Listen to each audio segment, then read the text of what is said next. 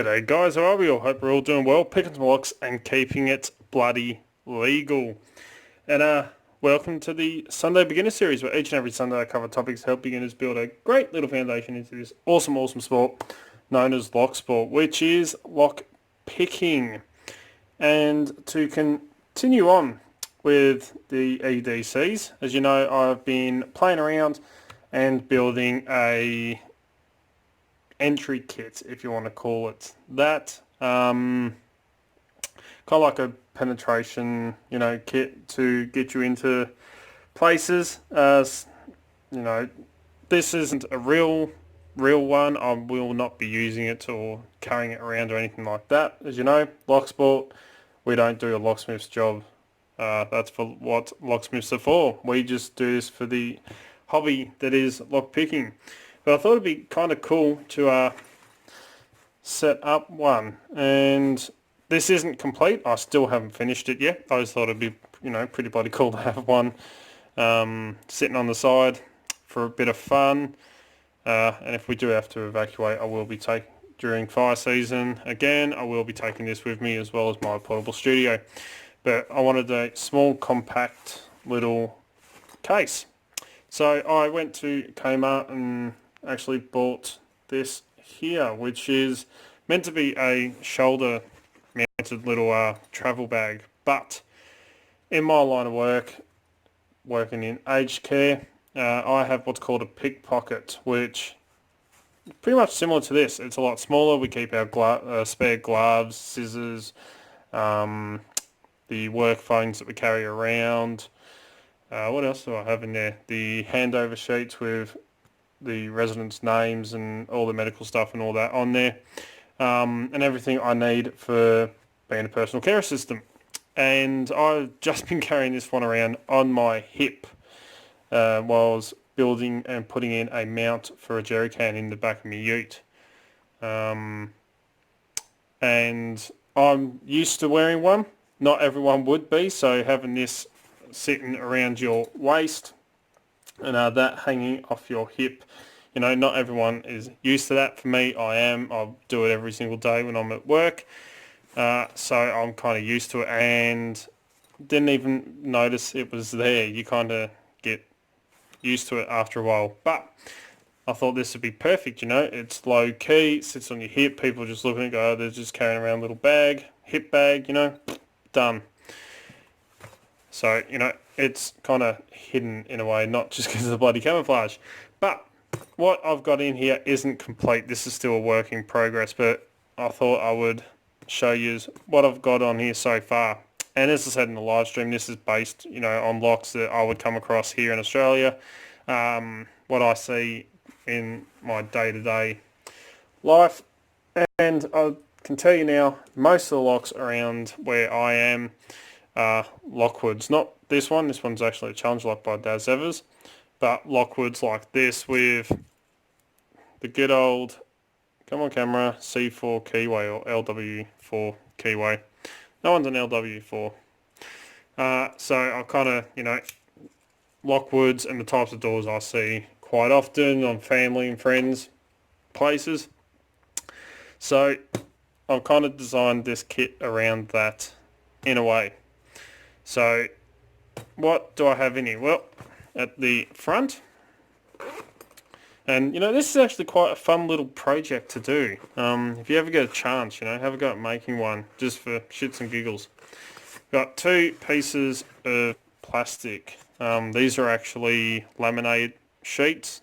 There's actually two of them placed together in here and laminated cut. I can actually, and I have tested these, sliding these in to shim latches where you can't get a actual latch slim jim into, latch slipping. These actually work quite well, and they're cheap, they're plastic. If you wreck it, get rid of it. But I've got two of them in the front pocket just here,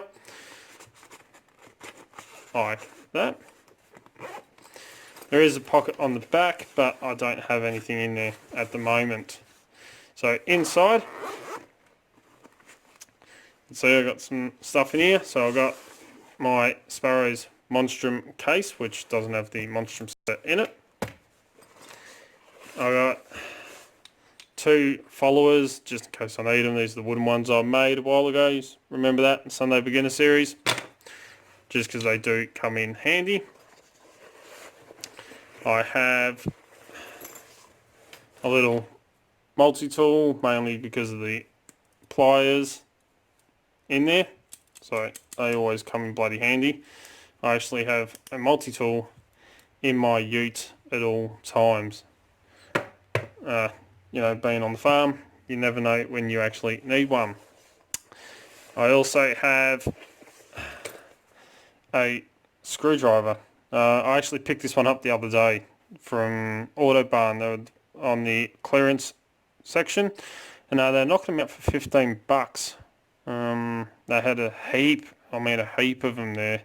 So they must have, you know, ordered in a heap, doing their Christmas knockout stuff. And this is a screwdriver. It's actually quite compact, nice wide handle on it, really grip to turn stuff. What I like about it is it has a very, look at that, high powered torch in there. So not only do you have a torch, but you also have a screwdriver. And you're probably wondering where are the bits. Well, unscrew the back. And mind you, you can't use the torch while you unscrew the back. And you have all the bits, there's a bit of rust on that one, all the bits in the back just here, you know, for an emergency little screwdriver, and it runs off AAA batteries, which sits down in there as well. So, you know, pretty handy little screwdriver to have. And if I was to have a screwdriver set laying in my car, I actually have a full-on toolbox in the back of my ute. Again, being on a farm, you never know when it bloody comes in handy. I have one in the massive toolbox in the back of my ute. So, you know, it comes in very, very handy having a screwdriver around. And this is actually a pretty bloody nice one. Aluminium body, or alloy body. Nice little grippy section. Works bloody well. So I have that. And also hidden down in the bottom of here, I have 2 bump keys, 2 homemade ones. I got them on a Sparrow's dog tag. Some castration rings, just as those little rubber bumpers. And if need be, I can use the handle of the screwdriver to bump, or anything that's on hand. You can use your bloody shoe if need be. But these are 2 C4 or LW4 keyway profiles. That's a C4, and this one is a Brava. I think it's the LW4. These are homemade. They're not the absolute best, but I'll tell you now, I have tested both of these and they work very, very well on the good old carbine padlock. That's actually my go-to bump lock, as I said. I love bumping that thing. But yeah, these work for some homemade bump keys. 5 and 6 pinner. You know, these are the most common profile I actually see around, so it makes sense to have that profile sitting in here. So that's everything that's in the bag so far. As you can see, there's nothing else in there. And this is the little kit where it's not complete. I've just got some basic stuff, you know, that I would come across. So, you know, it's not complete. I have ordered a couple other things. The one thing I have ordered, which I'm thinking about putting in this, or I might put it in my portable studio, is a TSA 007 key. I've had a look at a heap of TSA locks here in town, and they all have the 00 or 00. Oh, it's not a bloody number, is it? 007 key stamp on them. So I might as well go with the one that's around here. So I've ordered one of them for $5 on eBay. Can't bloody complain, can you?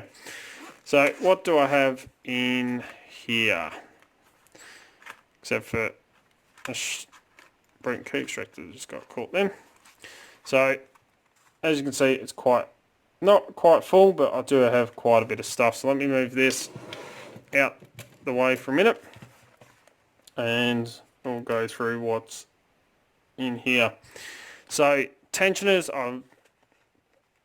this is like a quick entry set in a way. My bloody camera's moving around. So being quick entry, it's highly dominated with rakes rather than hooks.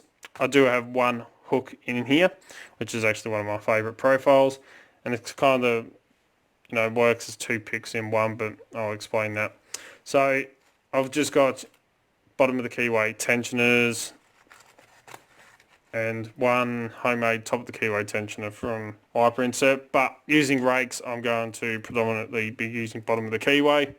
BNC4s that I see the most, you know, the wider ends, some with flex, some without, shorter ends, it's entirely up to me. And if I really need to, you can actually use the shorter ends of the bottom of the keyway tensioners to use top of the keyway as well. So it makes sense to have them in there. I did think about putting top of the keyway tensioners, but you know, raking, you're more than likely going to end up pulling your bloody tensioner out trying to rake, especially when you're speed picking. So I've got them in there. Picks, I've got the snake rake or S rake, great bloody rake, I love using that. The L rake or city rake, which works bloody awesome. I actually use this one more out of all rakes when I play around breaking locks. Of course, the trusty bow guitar, and the hook I'm using is the offset hybrid because it's a half diamond as well as a short hook. So, you know, 2 picks in one is the way I'll look at it. You know, it works. Why not bloody use it? These are out of my tuxedo set, so I've got them in there.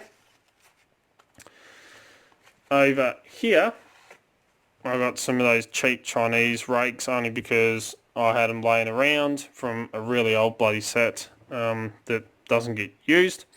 But the broken key extractor, because that was bloody horrible, I cut the end off, folded it down, and now I have a knife for bypassing unshielded padlocks. Comes in bloody handy. And if it breaks, who cares? Continuing on with rakes, I've got mainly scrubbing rakes in there, so I thought kinetic rake would come in handy. So I have both the triple and double peak, or the M rake and W rake, or whatever you want to call it. These are not scrubbing rakes, these are kinetic rakes. So zipping action, stick it in, zip it out, you get them open. So thought it'd be kind of cool to throw 2 of them in there as well. Again, as I said, this is mainly for quick entry or rapid entry, so you don't want to be standing there trying to pick a lock for half an hour. You want to be able to quickly get in.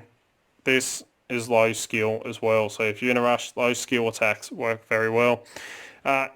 For a wafer lock, of course, you can't go wrong with a trusty snowman or double bull, so I've thrown one of them in there as well. So that's for all my single pin picking and raking is all pretty much in there. As I said, I'm mainly going for fast entry methods, so bumping and raking.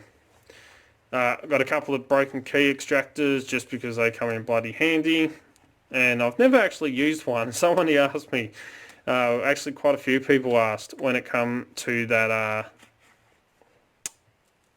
HPC set, the Renegade, if I've ever used broken key extractors, and I haven't. But this is a set, this is part of the set I ordered on eBay for about $12.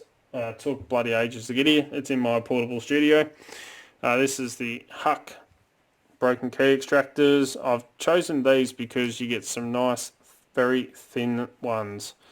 So, you know, you can slide these in. If they use those lock busters or something like that, you can actually get one of them out using this. So I've got that and a couple of little single hooks just in case they're needed. And of course, one each of the blue and the red, which are slightly different spirals. My camera won't probably pick up on that. There we go. They're the little wires that go in, you thread them in and you pull them out to try and remove the key. Why not have them? They come in bloody handy. I've never had to use broken key extractor yet, but who knows. So that's in there. Of course, right in the middle, I have a few. I've got another tensioner, a little bit wider. I can use it for top or bottom of the keyway. May come in handy. I have some different thicknesses of wiper inserts, and these are not spring steel, which I've heard a few people say these are actually stainless steel. So I've got a couple of lengths, slightly different lengths. You never know when you need a weird tensioner, so it always helps to have a few blank pieces like this, because you can put them into your lock a bit, just the tip of these, and then you can bend them with your hands to make a makeshift tensioner. Or if need be, Multitool, you can use the pliers, make yourself up a little on-the-go tensioner. So always handy to have a few of them laying around as well, because you never bloody know, do you? So they sit in the middle there.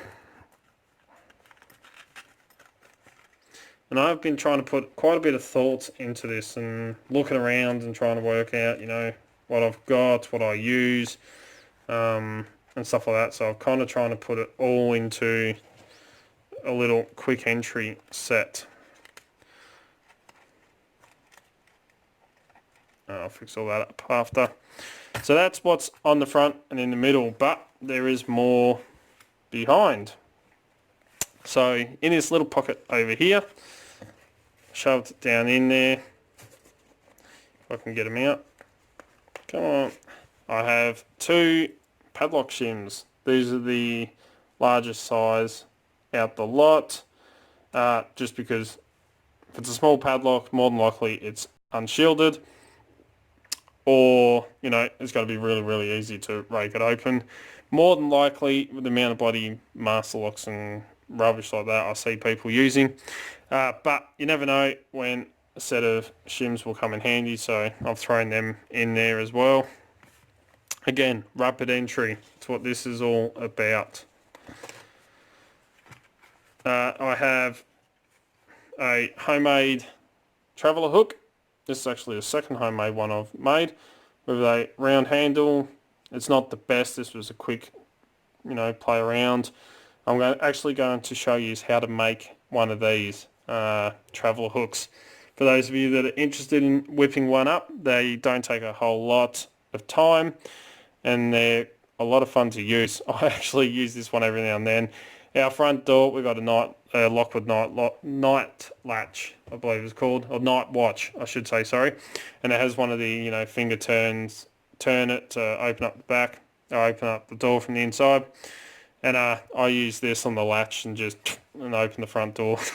Bit of fun, piss farting around. So that's in there. You never know when that's going to come in handy. And of course, just a couple of magnets if you need them. They're in there. Which sit down in that little pocket as well. On the other side, again, I'm looking at rapid entry. So I have, if I can't fit the traveller hook in, even though that's a thinner one than my other one, I have that tiny little shim or gym bar that I made. I'll show you actually how to make one of these as well. And the problem is I don't actually have doors where I can use this on here. Knowing about these, I look at ways to prevent that from happening. So, got my homemade knife, decoder knife, and a couple of other old ones I've made just to show you, so you can whip up easy little ones out of feeler gauge. Same as this one, slightly different, a little bit thicker for combination locks and stuff like that. They are quite easy to decode, so it always pays to have a little decoding knife for that reason. And the amount of people that I see use master lock 150s, 140s around, I threw in the set of Southord comb picks. I do like these Southord comb picks a hell of a bloody lot. so I'll put all of them in there. Probably won't use the bigger ones as much, but you know, it pays to have a couple of little combs. Very, very rapid entry tools, so why not have them in a rapid entry kit? Even though, you know, I probably won't use all of them, but it's best to have them and not need them than to need them and not bloody have them. So, attention is falling out. And, of course, a couple of jiggler keys. These are the cheap Chinese ones I've had for a couple of years now. I grabbed the 3 most used ones out of all of them. The ones I have the most bloody success with, which are the single-sided one. I've actually used this one on a couple of wafer locks for fly wire doors. This works well. You can jiggle, open them up very, very quickly. And for these 2 are the most common ones that I've used on car locks at wreckers and ones like this. You know, these 2 work for me 99% of the time, more so than the others. So why carry all of them when you just carry the 2 that you have the most success with? So of course they are in there again, rapid entry, low skill attacks. So that is pretty much my whole little set I've got made up so far.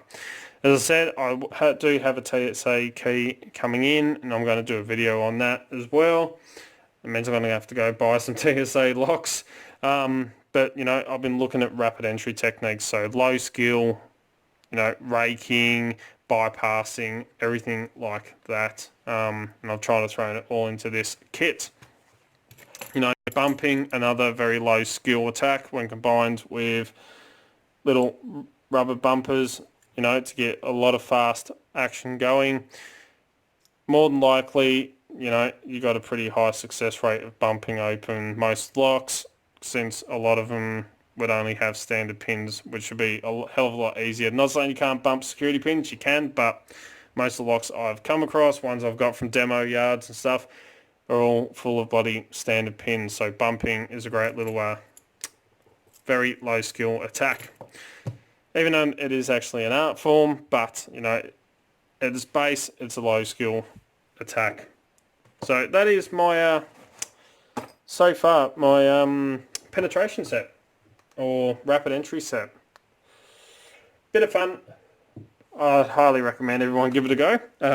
You know, just have a look at the locks around you and what you reckon would be in your set. You know, never you surprise yourself at what you can come up with. Little training exercise. So, you know, bit of fun. I'll never actually bloody use this as what it's designed for, but you know, it's just a bit of fun to have on hand and show people, you know, look, this is what I need to get into most places around here. But, you know, bit of fun, little training exercise, and yeah, there you go. I will be adding more to this. I'll probably do videos on it in the future, but a nice, fun little low skill and pretty bloody cool, I reckon, kit. So there we go. That is this Sunday's video. And as promised, I'm actually going to show you how to make a couple of things. I'll show you how to make the little Slim Jim bar. You can fit in your wallet or anything like that. The traveller hook, which I've come to love. I'm going to show you how to make one of them as well. And I've shown you how to make bump keys and the followers. But yeah, there we go. As always, always follow the codes, keep Locksport legal, you know. Don't go do anything stupid. Don't forget, down the bottom here on this side is that little subscribe button, and over this side is that weird bloody bell-shaped icon. And the way YouTube runs it now, you've got to hit both of them, that way you can stay up to date. As soon as I upload a video, you'll be one of the first to know. You know, I try to upload 2 to 3 to 4 videos per week, depending on work and everything else that I've got going on. Don't forget to come and join us on Discord, Discord we League of Pickers. The link's in the description, so click on that link and come and join us. Don't forget, you'll also find Dark Arts Lockpicking on Instagram, Facebook and Twitter, where I'll post the photos of what's going on in the background, all the fun stuff that happens around here pretty much. If you're looking for great equipment at very affordable prices, blah, blah, blah, blah. Don't forget to check out locksmithstoolbox.com. They're an awesome Australian company, and as you know, that's where I get most of my lockpicking equipment from. If you want to get in contact with me, contact me through any of the social medias, Discord, or send us an email, darkartslockpicking@gmail.com, and I'll get back to you. If you like what you see, please give a thumbs up. I really, really do appreciate it. And till next time, cheers guys. Keep it bloody legal, and stick a pick in it. Oh, bypass.